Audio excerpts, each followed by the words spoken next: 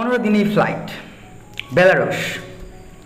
এই ধরনের চাটুকার বিজ্ঞাপনের ফাঁদে যারা পা দিতেছেন তাদের সকলকেই আমি আজকে সতর্ক করতে চাই এবং বেলারুশ নিয়ে আজকের ভিডিওটি পুরোটা সাজানো। আমি প্রিভিয়াস ভিডিওতে কিন্তু আপনাদেরকে বলে রেখেছিলাম যে বেলারুশ নিয়ে কিন্তু আমার কাছে খুবই গুরুত্বপূর্ণ কিছু আপডেটস আছে এবং যারা নাকি নর্থ মেসিডোনিয়াতে জমা করেছিলেন বা জমা করেছেন অলরেডি, যারা পারমিট পেয়ে গেছেন বা এম্বাসি পর্যন্ত চলে গেছেন, মানে এম্বাসিতে আপনাদের ফাইলগুলো অ্যাপ্রুভালের জন্য জমা আছে, তারা অপেক্ষা করতে পারেন। আদারওয়াইজ যারা নাকি এখনও পারমিট পাননি তাদের অপেক্ষা করার কিন্তু খুব একটা কোনো ওরকম রিজন কিন্তু নেই, ঠিক আছে? কারণ আপনার অলরেডি কিন্তু নর্থ মেসিডোনিয়াতে কিন্তু আপনার যে ভিসা প্রসেসিংটা আছে সেটা কিন্তু অনেক অনেক স্লো হয়ে গেছে এবং নর্থ মেসিডোনিয়াতে আপনার এখন এমন একটা প্রবলেম ক্রিয়েট হয়ে গিয়েছে, মানে বাংলাদেশিরা গিয়ে পালানোর কারণে। তো খুব শীঘ্রই কিন্তু ইন্টারভিউ সিস্টেমটি চালু হতে চলতেছে। তো ভিউয়ার্স, আজকে কিন্তু আপনাদেরকে বেলারুশ নিয়ে খুবই খুবই গুরুত্বপূর্ণ আপডেটস দিব এবং বেলারুশ কিন্তু খুবই ইম্পর্টেন্ট একটি গন্তব্যস্থল হতে চলেছে যারা নাকি খুবই দ্রুত ইউরোপে যেতে চাচ্ছেন আপনারা। তো হ্যালো ভিউয়ার্স, আসসালামু আলাইকুম, আমি মাহফুজ আপনাদের সকলকে স্বাগত জানাচ্ছি আমার দ্য ইউরোপ ড্রিমার্স চ্যানেলে।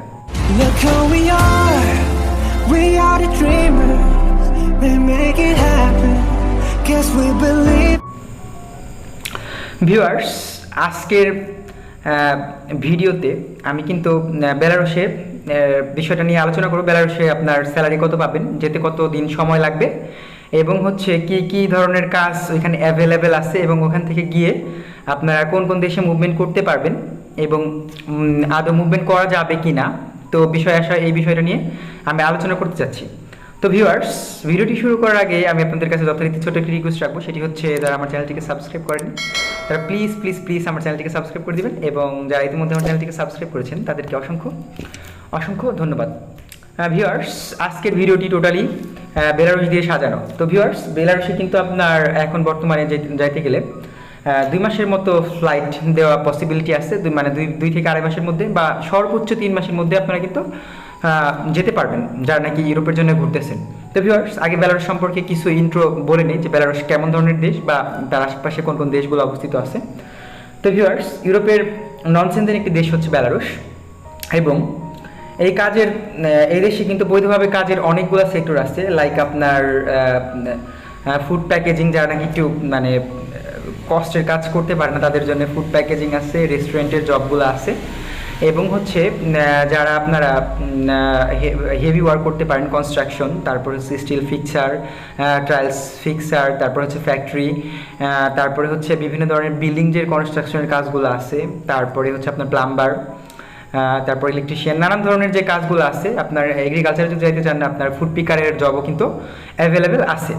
তো ভিউয়ার্স, আপনারা যারা নাকি ফুড পিকার বলতে যেটা বোঝাই আমরা যে ফলের বাগানে যে ফুড পিক করেন, আর লাইক আপনার অ্যাপেল বা কমলা এই টাইপের, তো এইগুলা।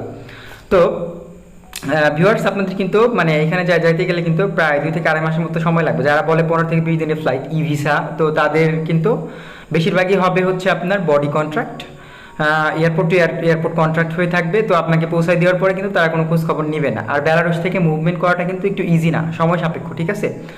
মুভমেন্ট করা যায় কিনা সেটা অ্যানাদার সাবজেক্ট, আমি পরে আলোচনা করতে যাচ্ছি। তো আগে বেলারুশ সম্পর্কে আমি বলে নিই। তো বেলারুশ হচ্ছে ইউরোপিয়ান নন সেনজেন একটি দেশ। ইউরোপীয় ইউনিয়নের 44 দেশের মধ্যে বেলারুশ একটি দেশ। বেলারুশের পাশের দেশ হচ্ছে সেনজেনভুক্ত দেশ পোল্যান্ড, লিথুনিয়া এবং লাটভিয়া। এই 3টি সেনজেন দেশের বর্ডার শেয়ার করে বেলারুশ।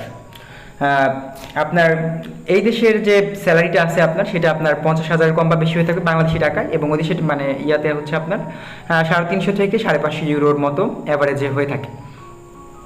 তো ভিউয়ার্স, বেশিরভাগ কোম্পানিতে আপনার থাকা কোম্পানির রাখে এবং খাওয়া নিজের।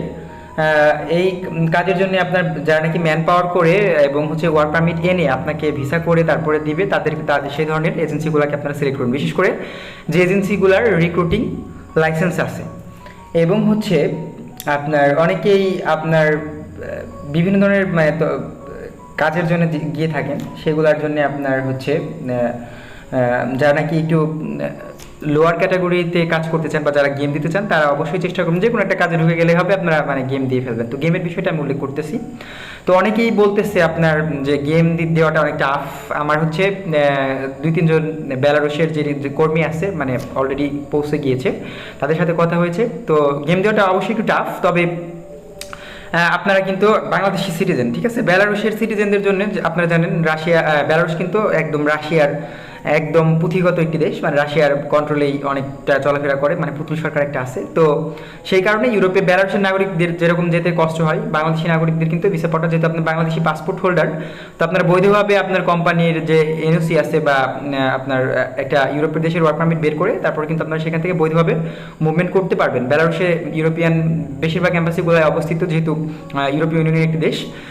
তো সেক্ষেত্রে আপনারা কিন্তু সেখান থেকে ওয়ার্ক পারমিট ব্যবস্থা করে এম্বাসি ভিজিট করে আরামসে যেতে পারবেন। তো ভিউয়ার্স, বাংলাদেশ থেকে আপনাকে কোথাও যেতে হবে, তো ইউরোপের এত কাছাকাছি দেশ, তো সেইখানে পাশের দেশ হচ্ছে আপনার পোল্যান্ড, তার পাশে লিথুনিয়া, তার পাশে লাটভিয়া, তো এই ধরনের দেশগুলো পাশে।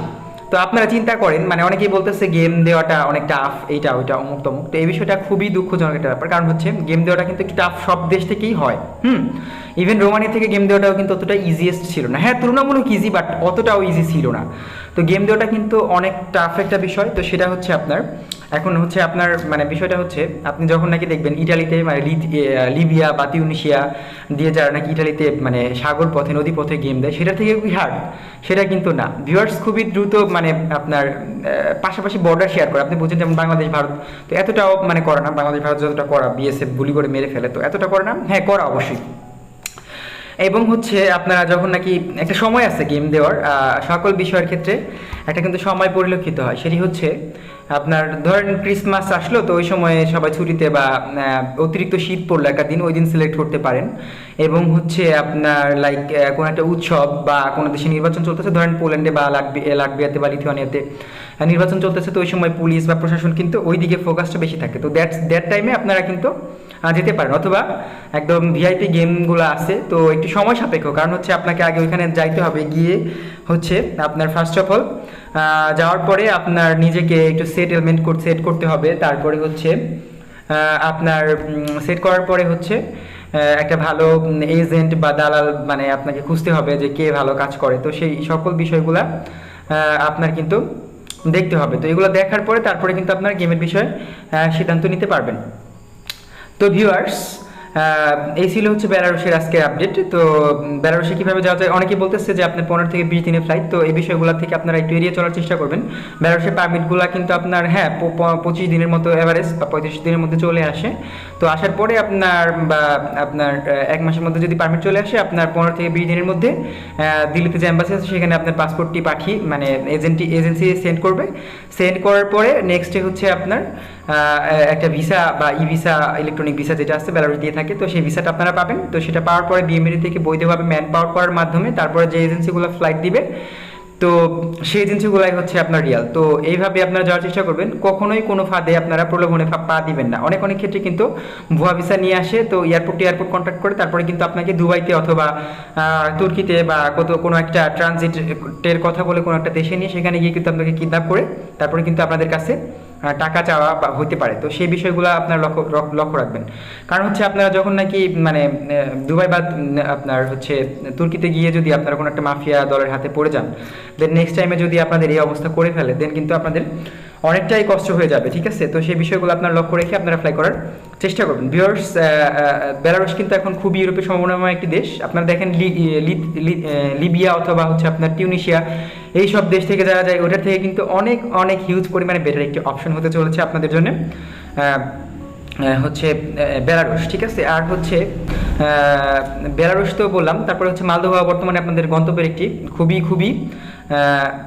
খুবই সম্ভাবনাময় একটি দেশ হতে চলেছে। মালদোভাতেও আপনারা জমা দিতে পারেন, সেখানেও কিন্তু 2.5 থেকে 3 মাসের মধ্যে ফ্লাই করাটা পসিবল। তো এই ছিল হচ্ছে আজকের আপডেট। এবং হচ্ছে আপনারা যারা নাকি ম্যাসেডোনিয়ার জন্য ওয়েট করতেছেন তাদেরকে বলবো, যারা নাকি পারমিট পাননি তারা অবশ্যই উঠিয়ে নিয়ে এইসব দেশে ট্রাই করেন, তা না হলে কিন্তু এই দেশগুলোতেও চাপ কিন্তু পড়ে যাবে। তো এই বিষয়গুলো আপনারা খেয়াল রাখবেন। তো এই বিষয়গুলাই হচ্ছে আজকের আপডেট ছিল। আপনার ইউরোপে যাইতে গেলে বেলারুশ ছাড়াও আরও কী কী দেশ আছে বা নন সেনজেন বা সেনজেন দেশে যে সব দেশগুলো আছে, এই সব দেশগুলোর আপডেট নিয়ে আমি হাজির হব। তো সেই পর্যন্ত আপনারা ভালো থাকবেন, সুস্থ থাকবেন। এবং হচ্ছে অনেকেই আছেন একটু পণ্ডিত, তারা চিন্তা করেন এই কোথা থেকে আপডেট পাই মুখ তুমুক।